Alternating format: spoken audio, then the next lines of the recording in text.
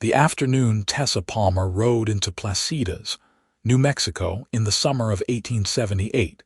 She carried nothing but a worn carpetbag, $43 sewn into her petticoat, and the kind of silence that came from having nowhere left to run. The desert stretched endlessly around the small town, all red earth and scattered piñon pines, and she felt that vast emptiness mirror something inside herself that had been hollowed out over the past 2 years. She had left St. Louis after her husband's death, though calling Marcus a husband felt generous considering he had spent more time with whiskey bottles than with her. And when the fever finally took him, she felt relief more than grief. That relief brought its own shame, and shame was something she understood about carrying quietly. The town itself was modest, maybe 300 souls if you counted generously, with adobe buildings that seemed to grow from the earth itself rather than being built upon it. A general store stood next to a saloon, and across the dusty main street sat a boarding house with a hand-painted sign that read, "Mrs. Chen's Respectable Rooms." Tessa guided her rented horse toward it, her body aching from 3 days of travel from Santa Fe. She had heard there might be work here, teaching perhaps, or keeping books for one of the ranchers. She was educated enough for the former and desperate enough for the latter. Mrs. Chen turned out to be a compact woman of indeterminate age with shrewd eyes and calloused hands. She looked Tessa up and down with the practiced assessment of someone who had seen every variety of trouble walk through her door. "I can pay for 2 weeks," Tessa said, meeting her gaze directly. "After that, I will need to have found employment." "Teaching or sewing?" Mrs. Chen asked. "Either." "Both. Whatever is available." Something in Mrs. Chen's expression softened fractionally. "Room 4, top of the stairs. Supper is at 6. There is a rancher, Kade Dalton, who was asking about someone to help with his accounts. His father passed last winter and the books are apparently a disaster. You would need to ride out to the ranch." "I can ride," Tessa said, though her backside would argue otherwise after the past 3 days. "He comes to town on Saturdays. I will mention you are here." The room was small but clean, with a window that looked out over the scrubby landscape toward the Sandia Mountains in the distance. Tessa unpacked her few belongings, hung her 2 dresses to air, and sat on the narrow bed with her hands folded in her lap. The silence pressed against her ears. In St. Louis, there had always been noise, carriages, vendors, the river traffic. Here, the quiet was so complete she could hear her own heartbeat. That first Saturday, Kade Dalton came to town just after dawn. Tessa saw him from her window, a tall figure on a paint horse, riding with the easy posture of a man born to the saddle. He wore typical ranch clothes, dusty and practical, and a hat that shadowed his face. Mrs. Chen must have caught him immediately because within 20 minutes, there was a knock on Tessa's door. "Mr. Dalton will see you in the dining room," Mrs. Chen said. Tessa smoothed her gray dress, the more practical of her 2, and made her way downstairs. The dining room was empty except for the man standing by the window, and when he turned to face her, she was struck first by how young he was, probably no more than 25, just a few years older than her own 23 years. His face was weathered by sun and wind, but his eyes were startlingly blue, almost gray in certain lights, and held a wariness that she recognized because she saw it in her own mirror. "Miss Palmer," he said, and his voice was low, rough-edged like it was not used often. "Mrs. Chen says you might be able to help with account books." "I kept my father's pharmacy records for 6 years," Tessa said. "I am familiar with ledgers, inventories, and payroll." He studied her for a long moment, and she had the distinct impression he was weighing more than just her qualifications. "My ranch is 8 miles north. The books are in bad shape." My father was not organized, and since his passing, I have been trying to manage the cattle and the paperwork, and I am better with the former than the latter. I can pay $20 a month, and you would need to come out 3, maybe 4 days a week. $20 was more than fair. It was generous, actually. Tessa felt suspicion rise automatically. What are the conditions? Conditions. Men do not usually offer fair wages without expectations. Something flickered across his face, might have been anger or might have been recognition. The condition is you do the work competently and do not steal from me. That is all. The bluntness was refreshing. Tessa found herself nodding before she had fully thought it through. When would you like me to start? Monday, if you are able. I will bring a wagon to collect you at dawn. I can ride my own horse. Do you have one? I can rent one. That will eat into your wages. I will bring the wagon. He said it with a finality that suggested arguing would be pointless, then added, "Bring something for lunch. We are too far out for you to return midday." He left before she could respond, his boots heavy on the wooden floor, and Tessa watched through the window as he mounted his horse and rode back north, disappearing into the landscape like he was part of it. Monday morning arrived cold and clear, the desert dawn painted in shades of rose and gold. Tessa was waiting outside the boarding house when Cade arrived with a sturdy wagon pulled by 2 horses. He helped her up to the seat with a brief touch on her elbow, then clicked to the horses, and they set off at a steady pace. For the first mile, neither of them spoke. Tessa was acutely aware of the man beside her, the capable way he handled the reins, the set of his shoulders. Finally, because the silence was becoming weighted, she said, "Have you lived here long?" "All my life. My father came out in '58 before the war. Bought land when it was cheap and built the ranch from nothing. It must have been hard losing him." Cade's jaw tightened. He was a hard man. It was not an easy loss, but not a simple one either. The honesty surprised her. Most people, when speaking of the dead, wrapped everything in platitudes. She found herself saying, "My husband died 2 years ago. I was relieved, and that relief has been its own burden." She had no idea why she had said that. She had not told anyone, not even the few friends she had left in St. Louis. But something about the vast openness of the landscape, or perhaps the fact that Cade was essentially a stranger, made the words come easier. He glanced at her, those gray-blue eyes unreadable. "Sounds like he gave you reason for relief." He did. "But people expect grief, and I had to pretend at it, and pretending is exhausting." "Yes," Cade said quietly. "It is." They fell back into silence, but it felt different now, less awkward and more companionable. The ranch, when it came into view, was more substantial than Tessa had expected.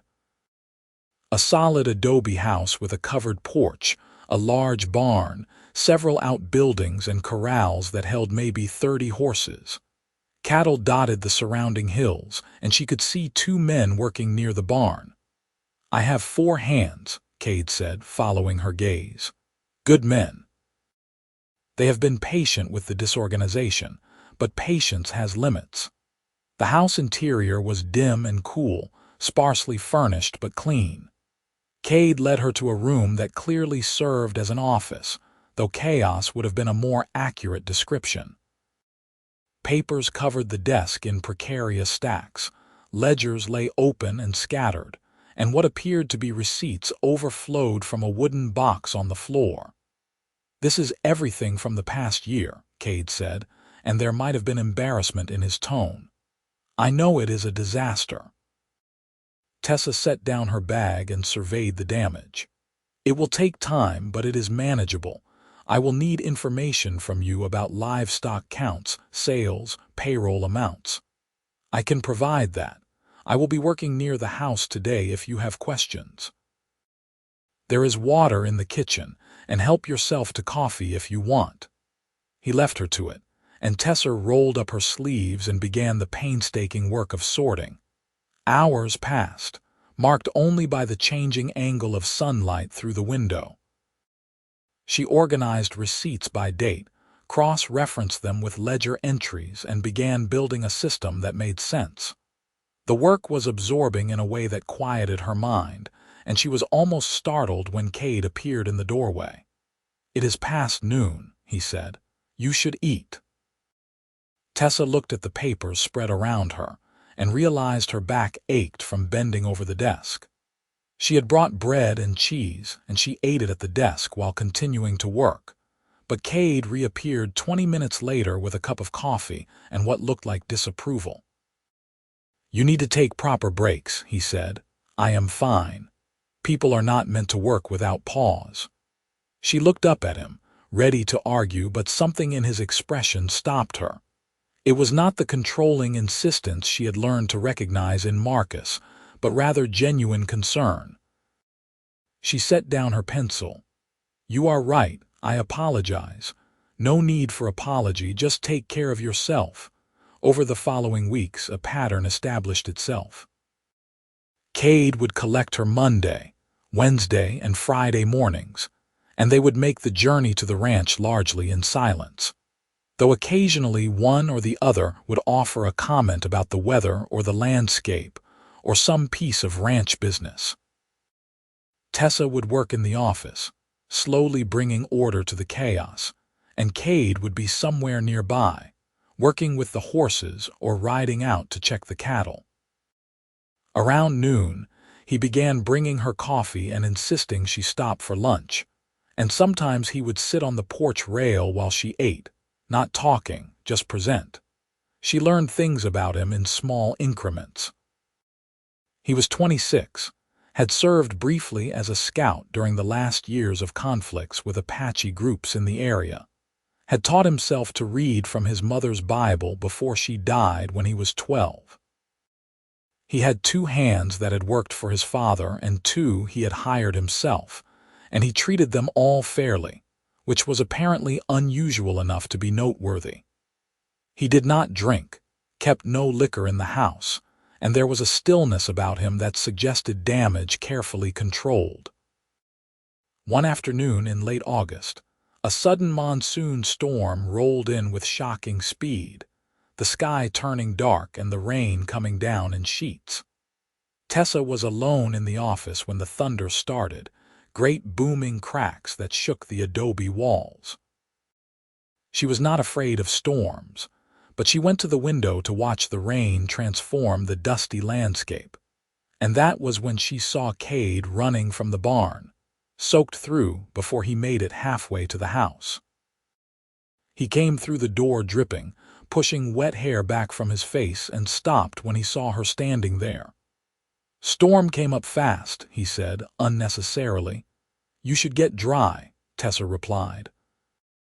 He nodded but did not move, just stood there with water pooling around his boots, and suddenly the air felt charged with something beyond the electricity of the storm. Tessa's heart beat faster, though she could not have said why. Then Cade turned abruptly and went to change, and when he returned in dry clothes, he stayed in the office instead of going back out. "Tell me how bad the books were," he said, settling into a chair. Tessa returned to the desk, grateful for something to focus on. "Bad. Your father was apparently operating on an accounting system that existed primarily in his head, but I have traced most of it now. You are actually in better financial shape than you might have thought. That is good news. You have been underpaying yourself," she added. "If this is accurate, you have been drawing barely enough for expenses," Cade shrugged. "The ranch comes first. The ranch needs its owner to survive. You cannot run it if you are starving. I am not starving. You are not thriving either." She met his eyes. "You are allowed to take care of yourself, Cade." He looked at her with an intensity that made her breath catch. "You give advice you do not follow." "What do you mean?" "You work through lunch. You take the smallest portions at supper when you stay late. You apologize for taking space." I recognize someone who has learned to make themselves small. The accuracy of it hit like a physical blow. Tessa's hand stilled on the ledger. That is not your concern. Maybe not. But I am telling you anyway. You do not need to be small here. You do not need to apologize for existing. The rain hammered against the roof, filling the silence between them. Tessa felt something crack inside her chest, some defensive wall she had built so carefully. My husband made it clear that I was a disappointment. Too quiet, too serious, not decorative enough. After a while, I suppose I believed him. He was wrong. You do not know that. I know you took a disaster of papers and created order. I know you are honest and direct, which is rarer than it should be. I know you listen without interrupting, and when you speak, it is because you have something worth saying. He paused, then added quietly, and I know he was a fool. Tessa could not look at him. Her eyes burned with tears she refused to shed. Why are you telling me this? Because someone should have told you a long time ago. Because I understand what it is like to believe the worst things about yourself. He stood, moving to the window to look out at the rain.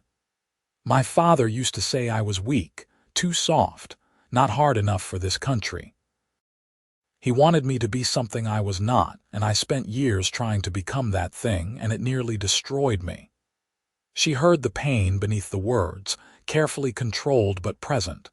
Without thinking, she stood and moved to stand beside him. You are not weak. Running a ranch like this takes strength. Different kind of strength than he meant. He valued cruelty, dominance. I value competence and fairness. We could never reconcile that. His loss, Tessa said. Cade turned to her, and they were standing very close, close enough that she could see the darker ring around his irises, the small scar above his left eyebrow. You are easy to talk to, he said. I do not usually tell people these things. Neither do I. Her voice came out barely above a whisper. For a moment she thought he might kiss her, and she realized she wanted him to, wanted it with a fierceness that surprised her. But instead, he stepped back, putting careful distance between them. Storm is passing. I should check on the horses. He left, and Tessa stood alone in the office, her heart racing, her skin feeling too tight. She touched her fingertips to her lips and wondered when exactly this had become more than just employment. The next time she came to the ranch, there was a carefulness between them that had not existed before. They were both aware of the shift, the thing unspoken that now lived in the space between them. Cade was more attentive, bringing her not just coffee but also fresh water, checking if she needed anything, while simultaneously maintaining a physical distance that felt deliberate. Tessa found herself hyper-aware of him, looking up whenever she heard his footsteps, listening for his voice when he spoke to the ranch hands outside. It was not sustainable, this knife edge of awareness and restraint, and something had to break. What broke it was a rattlesnake on a hot September afternoon. Tessa had finished work early and decided to walk around the ranch a bit, stretching her legs before the wagon ride back to town.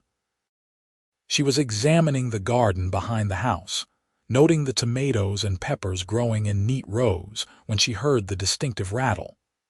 She froze, her eyes scanning the ground, and spotted it coiled near her left foot, thick-bodied and clearly agitated. She did not scream. Screaming would only make things worse. But she did call out, "Cade," loudly and clearly, and then she stayed absolutely still. He was there in seconds, moving fast but not frantically. His eyes assessed the situation instantly. "Do not move," he said, which was unnecessary advice but reassuring nonetheless. He circled wide, came up from the side, and with shocking speed grabbed the snake behind its head and flung it hard away from the garden. It landed 20 feet away and immediately slithered off into the brush. Tessa's legs suddenly felt unsteady. Cade was beside her instantly, his hands on her shoulders. "Did it strike? Are you hurt?" "No, I am fine. I just need to sit down." He guided her to the porch steps, and she sat heavily, her hands shaking now that the danger had passed. Cade crouched in front of her, his hands still on her shoulders, his face creased with concern. "You are sure you are not hurt?" "I am sure, just frightened." "You did exactly right, staying still and calling for help. That was smart." Tessa laughed shakily. "I did not feel smart. I felt terrified. Fear and stupidity are not the same thing." His thumbs moved in small circles on her shoulders, probably unconsciously, but the touch was grounding. "You are safe now." She looked up at him, at the genuine worry in his eyes, and something inside her made a decision. "Cade, I need to tell you something." "What is it?" "I have feelings for you. I know that is inappropriate given that you are my employer, and I understand if you need to dismiss me, but I cannot continue pretending I do not feel what I feel." His hands went still on her shoulders. For a terrible moment, she thought she had made a catastrophic mistake. Then he said, "Tessa, I have been trying not to have feelings for you since about the second week you started working here." Her heart leaped. "You have. I did not want to make you uncomfortable. You work for me and that creates an imbalance. But yes, I care for you, more than I should, probably." "There is no should about feelings," Tessa said. "They simply are. Then I will be honest, I think about you constantly. I look forward to the days you come to the ranch like they are holy days. I have told you things about my father, about myself, that I have never told anyone, because when you listen, it does not feel like judgment. It feels like understanding." Tessa reached up and covered his hands with hers. "I listen because I want to hear, because you matter to me." Cade's expression softened into something that looked like wonder. Slowly, giving her every chance to pull away, he leaned forward and kissed her. It was gentle and careful, a question as much as a statement, and Tessa answered by kissing him back, her hands sliding up to his face, feeling the roughness of stubble and the warmth of skin. When they broke apart, both breathing harder, Cade rested his forehead against hers.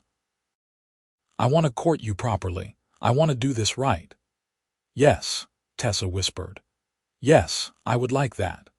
Courting, in the context of 1878 New Mexico, meant certain formalities even in the relatively relaxed atmosphere of ranch country. Cade began coming to town on Sundays to take Tessa to church, sitting beside her in the small chapel, and introducing her to the community as someone important to him. They took walks through Placitas in the early evening, always properly chaperoned by the visibility of the town, and he began joining her for supper at the boarding house, where Mrs. Chen watched their developing relationship with approval. On the days Tessa worked at the ranch, they stole moments of privacy. A kiss in the barn when the hands were out with the cattle, holding hands while walking the property line, long conversations on the porch after the books were finished. Cade told her about his mother, who had been gentle and loved reading, about how she had taught him kindness was not weakness but strength. He told her about his time as a scout, about things he had seen and done that still troubled his sleep, about the relief he felt when those conflicts ended and he could come home. Tessa, in turn, found herself revealing the truth of her marriage in pieces. How Marcus had courted her with charm and attention, but once they wed, that attention turned to criticism and eventually neglect. How he drank away his pharmacy earnings until her father had to let him go. How she had stayed because leaving seemed impossible, and then he died, and she felt guilty for the lightness she experienced at his funeral. "You have nothing to feel guilty about," Cade said fiercely when she confessed this. "Staying alive, protecting yourself, those are not sins." "I took marriage vows, and he broke them long before his death. Vows go both ways, Tessa." She had cried then, the first real tears she had shed about any of it, and he had held her on the porch in the golden late afternoon light, his arms solid and safe, and let her cry until she was empty. By October, The heat had broken into the clear, cool beauty of desert autumn. The aspen on the mountain slopes turned gold, and the air smelled of piñon smoke from fireplaces. Cade asked Tessa to marry him on a Saturday afternoon, not in town but out on the ranch, at a spot where the land rose enough to see for miles in every direction. He had brought her out on horseback, and they stood with the reins loose in their hands while the horses grazed nearby. "I know this is fast," he said. "We have only known each other 4 months, but I also know what I feel, and I know that I do not want to spend my life without you in it." "It is not too fast," Tessa said. She had known for weeks that this was where they were heading, had felt the certainty of it settling into her bones. "I feel the same way." He pulled a ring from his pocket, simple silver with a small turquoise stone. "This was my mother's. My father never sold it, which might be the only decent thing he did after her death. I would like you to have it." The ring fit perfectly. Tessa looked at it on her finger, then up at Cade's face and saw her own happiness reflected there. "Yes, I will marry you." He kissed her then, long and deep, and when they finally pulled apart, he said, "I promise you, I will spend my life making sure you never feel small or dismissed or less than. I will listen when you speak. I will honor who you are." "I promise you the same," Tessa said. "I will see your strength, not the cruelty your father demanded. I will value your gentleness. I will be your partner, not your burden." They were married 3 weeks later in the Placitas chapel, with Mrs. Chen and the ranch hands as witnesses. Tessa wore a new dress in deep blue that Mrs. Chen had helped her sew, and Cade wore his best suit, looking uncomfortable in the formal clothes but happy in a way that transformed his usually serious face. The priest was elderly and kept the service short, which everyone appreciated, and afterward, there was a meal at the boarding house that turned into an impromptu celebration with half the town. That night, Tessa moved her few belongings to the ranch house, to the room that was now their room, and if she was nervous about the marriage bed, Cade's patience and gentleness dissolved that nervousness into something entirely different. They learned each other slowly and thoroughly, and when she finally fell asleep in his arms, she felt safe in a way she had not experienced since childhood. The first year of marriage had its adjustments, as any first year does. Tessa learned the rhythms of ranch life, the early mornings, the constant work, the way weather and livestock dictated everything. She continued managing the books, which were now in exemplary order, and gradually took over more household management. Cade hired a woman from town, Mrs. Reyes, to help with laundry and heavy cleaning twice a week, insisting that Tessa was not to be overwhelmed with housework on top of the accounting. "We are partners," he said when she protested the expense. "That means sharing the work, not heaping it all on you." They had arguments, of course. Tessa tended toward worry and over-planning, while Cade sometimes made impulsive decisions about the ranch without consulting her. But they learned to talk through disagreements, to listen to each other's perspectives, and to compromise when possible. The foundation of respect they had built in those early months carried them through the rocky patches. In the spring of 1879, Tessa realized she was pregnant. She had suspected for a few weeks, but waited to be certain before telling Cade. When she finally did, over breakfast on a Tuesday morning, he went very still. "A baby," he said. "Yes, sometime in November, I think." He stood up from the table so abruptly his chair scraped loud against the floor, and for a moment Tessa's heart clenched with fear that he was upset. Then he came around the table, dropped to his knees beside her chair, and wrapped his arms around her waist, burying his face against her. "A baby," he repeated, muffled against her dress, and his voice was thick with emotion. "You are happy?" Tessa asked, running her fingers through his hair. "Happy does not begin to cover it," He looked up at her and his eyes were wet. "I never thought I would have this. Family. A real family built on love, not duty or obligation. We will have it," Tessa promised. "We will build it together." The pregnancy was straightforward, though the summer heat was miserable in her condition. Cade became almost comically protective, insisting she not lift anything heavy, that she rest frequently, that she stay hydrated. Mrs. Ray's increased her hours, and the ranch hands suddenly found reasons to stop by the house to check if Tessa needed anything. She was surrounded by care, and while it sometimes felt overwhelming, it also felt precious. Their son was born in early November on a cool, clear evening. The midwife from town, Mrs. Hernandez, attended the birth along with Mrs. Chen and Mrs. Reyes. Labor was long and painful, but when it was finally over and Mrs. Hernandez placed the baby in Tessa's arms, all the pain dissolved into wonder. He was red-faced and furious at being born, with a surprising amount of dark hair and Cade's nose. Cade, who had been pacing the porch in a state of barely controlled panic, was allowed in to meet his son. He approached the bed like he was approaching something sacred, then sat carefully on the edge and stared at the baby with an expression of complete awe. "We made him," he said, his voice rough. "We did," Tessa agreed. "Would you like to hold him?" Cade's hands shook as he took the baby, but once his son was settled in his arms, a calmness came over him. "Hello," he said softly.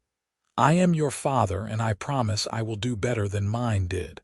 I will love you and listen to you and let you be who you are." Tessa's eyes filled with tears at the quiet vow. What should we name him? They had discussed names but never settled on one.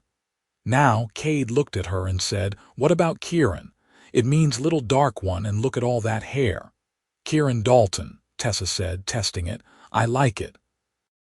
"Kieran James, after my father. Perfect." Kieran James Dalton proved to be a healthy, demanding infant who kept them both up at night and exhausted during the day. Cade was an involved father in a way that surprised some of the older ranchers who visited. He changed diapers without complaint, walked the floor with a crying baby at 2 in the morning, and sat with Kieran while Tessa napped. When one of the hands made a joke about women's work, Cade shut him down immediately. "He is my son. Taking care of him is not women's work or men's work. It is parents' work." Tessa loved watching Cade with Kieran, loved seeing the gentleness he brought to fatherhood. And when Kieran was old enough to smile, and that first gummy grin was directed at his father, Cade looked like he had been given the world. The years that followed were full in the way that lives can be full, with work and joy and occasional sorrow, with the daily rhythms that became tradition. Kieran grew into a sturdy toddler, then a curious child who followed his father everywhere and peppered both parents with endless questions. In 1882, their daughter was born, Catherine Rose, who looked like Tessa and had her father's steady temperament. 2 years after that came another son, Marcus John, named for both of Tessa's parents with the middle name changed to honor her father. The ranch prospered under Cade's management and Tessa's financial stewardship. They expanded the cattle operation, bought more land, and built a larger house with proper bedrooms for the children and a dedicated office for Tessa. The old house became a bunkhouse for the hands, who now numbered 6 permanently employed men. Cade never became talkative, but with Tessa and the children, he was open in a way he was not with others. He told them stories, taught them about the land, and listened to their thoughts and feelings with the same attention he had always given Tessa. He never raised his hand or his voice in anger, and when discipline was necessary, it came with explanation and fairness. Tessa, for her part, found that the woman who had arrived in Placitas hollow and uncertain had been replaced by someone stronger. She was respected in town, served on the church committee, and was known for her keen mind and fair dealing. But most importantly, she had learned to take up space without apology, to speak her mind, to value her own thoughts and feelings. Cade had given her that gift in those early days of courtship, the permission to exist fully, and she had learned to give it to herself. On their 10th anniversary, Cade took her back to the spot where he had proposed, leaving the children with Mrs. Ray's. They stood on the rise with the endless landscape stretched before them, and he said, "Do you remember when I asked you to marry me here?" "Of course I remember. I told you I knew what I felt and I did not want to spend my life without you. That is even more true now than it was then." Tessa leaned into him, his arm coming around her shoulders. "You told me things you had never told anyone else. You trusted me with your truth. You listened without judging. You still do. You do the same for me." They stood in comfortable silence, watching the sun lower toward the western horizon, painting the sky in shades of orange and pink. Then Cade said, "I have been thinking about something." "What is that?" "Kieran is getting old enough to start understanding the ranch operation. I want to teach him, but I want to do it differently than my father did with me. I want to explain things, let him ask questions, let him learn at his own pace." "That sounds perfect." "And Catherine is sharp as a tack with numbers. When she is a bit older, perhaps she could help you with the books." "I would like that." Tessa turned to face him fully. "You are a wonderful father, Cade, nothing like your own." "That is all I ever wanted to be, different from him. Better. And you made it possible. We made it possible together." He kissed her then, soft and sweet, and when they rode back to the ranch as the stars were beginning to appear, Tessa felt the deep contentment of a life well lived, of a love that had been built carefully and maintained daily. The children grew, as children do.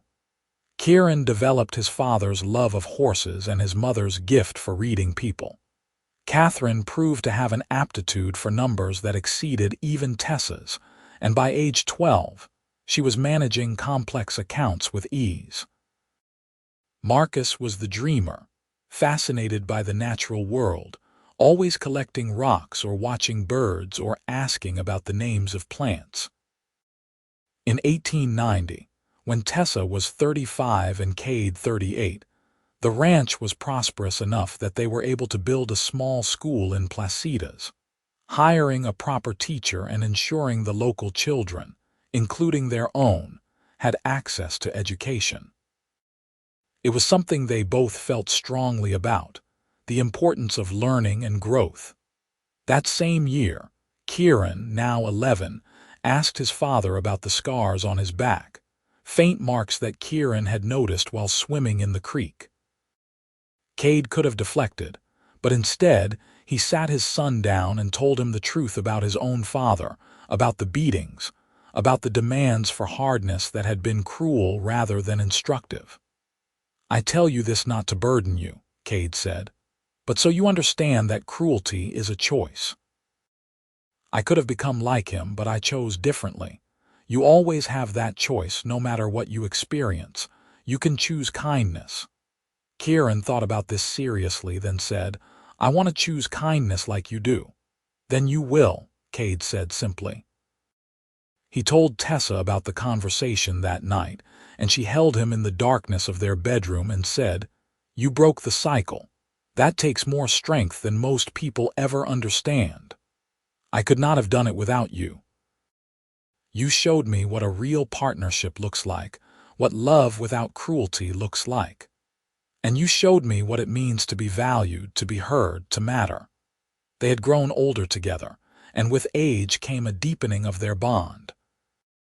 They knew each other's silences, each other's worries, each other's joys.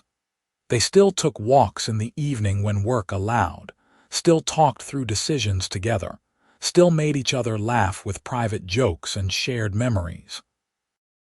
By 1895, Kieran was 16 and increasingly involved in ranch operations.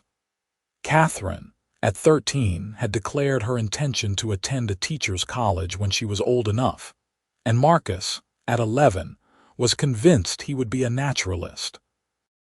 Cade and Tessa supported all of them in their aspirations, encouraging education and exploration while also teaching practical skills and responsibility. One evening in late spring, with the whole family gathered around the supper table, Catherine asked, "How did you two meet?" Tessa and Cade exchanged a look, the kind of wordless communication that came from 17 years of marriage. Cade smiled slightly and said, "Your mother came to Placitas looking for work, and I needed help with account books that your grandfather had left in complete disarray." "But when did you know you loved each other?" Catherine pressed. "I think I knew fairly quickly," Cade admitted. "Your mother listened to me in a way no one else ever had. I could tell her things, true things about my father and my past, and she did not judge me for them. She just understood." "And I knew," Tessa added, "when I realized that Cade saw me as I actually was, not as someone to be changed or fixed or diminished. He made me feel like I mattered." "That is because you do matter," Cade said, reaching across the table to take her hand. Kieran made a face at the display of affection, but he was smiling. Marcus looked thoughtful and said, "So love is about listening and seeing each other." "That is a big part of it," Tessa confirmed. "Love is about respect and partnership and choosing each other every day." Catherine nodded as if committing this wisdom to memory, and the conversation moved on to other topics. But Tessa caught Cade's eye again and saw the warmth there, the gratitude for everything they had built. The turn of the century came, bringing with it changes both large and small. The railroad expanded its reach, making travel easier and bringing more people to New Mexico. Placitas grew, though it remained relatively small, and the Dalton Ranch remained one of the most respected operations in the region. Kieran, now 21, was essentially running the day-to-day operations with his father, showing both competence and the fairness that Cade had instilled in him. Catherine had indeed gone to a teacher's college in Santa Fe, excelling in her studies, while Marcus was planning to attend a university to study natural sciences. Tessa, now 45, had become something of a community elder, the person people came to for advice or mediation. She still managed the ranch accounts, though Catherine helped when she was home, and she still took walks with Cade in the evenings. Their hair now threaded with silver, but their bond as strong as ever. One such evening, as they walked the familiar property line with the sun setting behind the mountains, Cade said, "I have been thinking about the future." "What about it?" "Kieran is ready to take over the ranch fully. He does not need me managing things anymore." Tessa looked at him in surprise. "Are you saying you want to retire?" "Not retire exactly, but step back. Let him lead while I am still here to advise if needed, and maybe we could travel a bit, see some of the country beyond New Mexico." The idea was appealing. Tessa had never been much of anywhere beyond St. Louis and New Mexico. "Where would you want to go?" "California, maybe, see the ocean, or north to Colorado, see the mountains, wherever you want." "That sounds wonderful," Tessa said. "But are you sure Kieran is ready?" "He has been ready for 2 years. I have just been reluctant to let go." Cade stopped walking and turned to face her. "I spent so many years believing I had to be hard, had to be in control, had to never show weakness. And then you taught me that letting go, trusting others, being vulnerable, those are not weaknesses. So I am practicing what you taught me." Tessa reached up to touch his face, feeling the familiar contours, the lines that had deepened with age and experience. "You have always been the strongest person I know, not in the way your father measured strength, but in the ways that actually matter." He turned his head to kiss her palm. "We should do something to mark our passing the ranch to Kieran. A celebration, maybe." They held a gathering in the summer of 1900, inviting the whole community to the ranch for a barbecue and announcement. Kieran stood with his parents, looking nervous but determined, and Cade formally announced that his son was now the owner and manager of the Dalton Ranch. The applause and congratulations were genuine, and Tessa saw the pride on her son's face, the confidence that came from knowing his father trusted him completely. Later, after most of the guests had left and the family sat around a fire as the stars emerged overhead, Kieran said, "Thank you for believing in me." "You earned that belief," Cade replied. "You have worked hard, treated people fairly, and learned everything we could teach you. The ranch is in good hands." "I had good teachers," Kieran said. "You both showed me what leadership actually looks like, what partnership looks like." Catherine, home from college for the summer, added, "You showed all of us that, how to be good people, how to treat others with respect." Marcus, now 16 and gangly with growth, said more quietly, "You let us be ourselves. That is the best gift you gave us." Tessa felt tears prick her eyes. She looked at Cade and saw his own emotion barely contained. They had done it, she realized. They had broken cycles, built something good, raised children who knew they were loved and valued. It was more than either of them had dreamed possible in those early days of courtship. That winter, Cade and Tessa took their first trip, traveling by train to California to see the Pacific Ocean.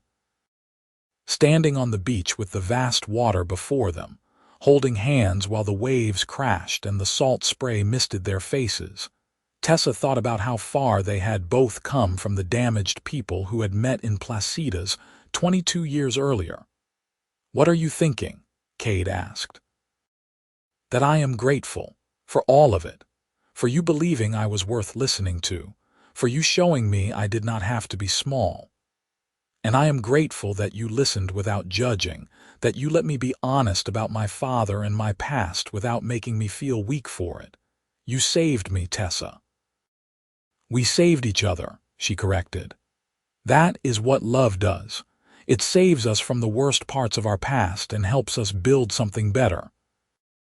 They stayed at the ocean for a week, walking the beaches, exploring the coastal towns, simply enjoying being together without the demands of ranch work or community obligations.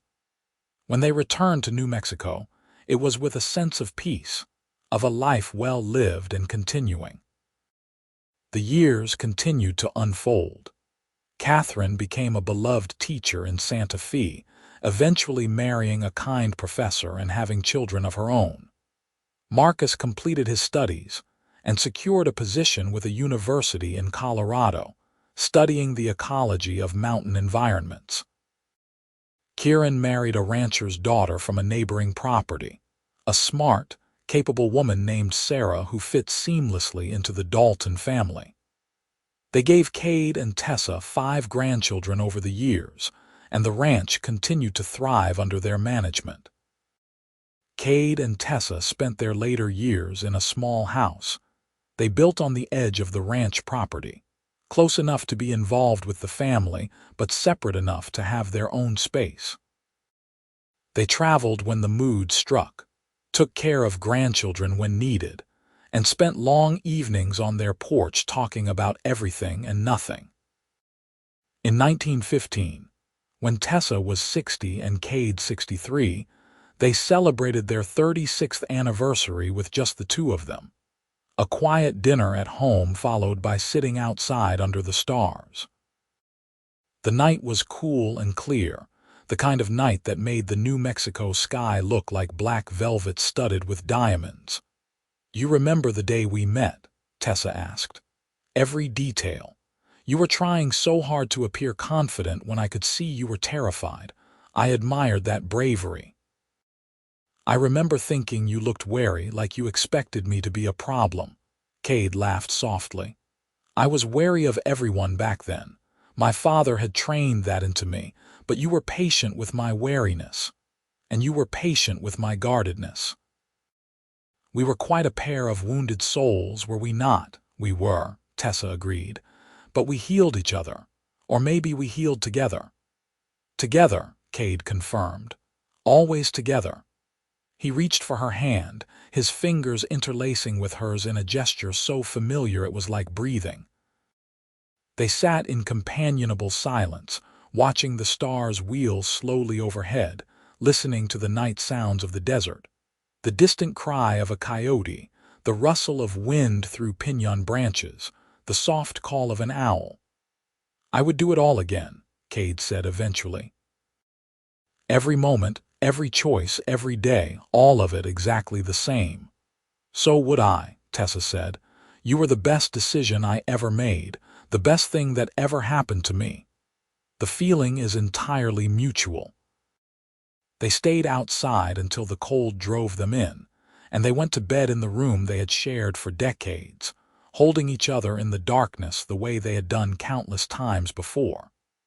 It was ordinary and precious, the dailiness of love that sustains over years and through challenges. Cade lived to be 76, passing peacefully in his sleep in the spring of 1927. Tessa held his hand as he took his last breaths, and though grief engulfed her in the days and weeks that followed, she also felt gratitude. They had been given 48 years together, had built a life and a family, had loved each other deeply and well. Not everyone got that gift. She lived another 5 years, surrounded by children and grandchildren, and she spent those years telling stories about Cade, about the ranch, about the early days of their courtship. She wanted the younger generations to understand what real love looked like. Not perfect, not without struggle, but built on respect and partnership, and the daily choice to value each other. On a warm afternoon in May 1932, Tessa sat on the porch of the main ranch house with her great-granddaughter, a bright-eyed girl of 7 named Teresa after her. The child was asking about the ring Tessa still wore, the simple silver band with the turquoise stone that Cade had given her 52 years earlier. "Your great-grandfather gave me this when he asked me to marry him," Tessa explained. "It had been his mother's, and he wanted me to have it because he loved me and wanted to build a life together." "Did you love him right away?" Teresa asked. Tessa thought about it carefully. "Not right away, no, but I liked him immediately. I liked how he listened when I spoke. How he did not try to change me or make me smaller, and that liking grew into love, and that love grew deeper every year." "That sounds nice," Teresa said wistfully. "It was more than nice. It was the foundation of everything good in my life." Tessa looked out over the ranch, at the buildings and corrals, at the cattle grazing in the distance, at the children playing in the yard. All of this had grown from 2 wounded people choosing to trust each other, to be honest with each other, to build something together. "Remember this, sweetheart. Find someone who listens without judging, someone who sees you as you truly are and loves you for it. That is what matters most." Teresa nodded solemnly, and Tessa smiled, knowing that the lessons she and Cade had learned and lived would continue on through the generations they had created. When Tessa passed in her sleep that August, surrounded by family, she went peacefully, and those who knew her best said she went with a smile on her face. She was buried next to Cade on a hillside overlooking the ranch, and the whole community turned out for the funeral. The priest spoke of her kindness, her wisdom, her partnership with Cade that had been a model for others. But what people remembered most was how she and Cade had looked at each other, even after decades of marriage. With respect, with affection, with the deep knowledge that comes from being truly seen and truly valued. The ranch continued under Kieran's children, and then their children. The house was expanded and modernized, but certain things remained unchanged. The office where Tessa had first brought order to chaos, the spot on the rise where Cade had proposed, the porch where they had spent countless evenings talking. These became part of family lore, physical reminders of the foundation on which everything else was built. And on summer evenings, when the extended family gathered for barbecues and celebrations, someone would inevitably tell the story of how it all began. With a woman seeking work and a man needing help, with listening without judgment, with confessions of truth that had never been spoken before, with the slow building of trust that became love that became a life. It was a story of healing and growth, of two people who had been broken by their pasts, choosing to build a better future together. It was a love story in the truest sense, not of perfection but of partnership, not of ease but of commitment, not of fairy tale romance but of the daily choice to honor and value each other. The Wild West had been hard on many people, grinding them down with its demands and its violence and its unforgiving landscape. But for Tessa and Cade, that harsh land had been where they found each other, where they learned to be honest and vulnerable, where they built something lasting. The desert had witnessed their courtship, the mountains had overseen their marriage, and the vast sky had sheltered the family they created. And in the end, that was enough, more than enough. It was everything.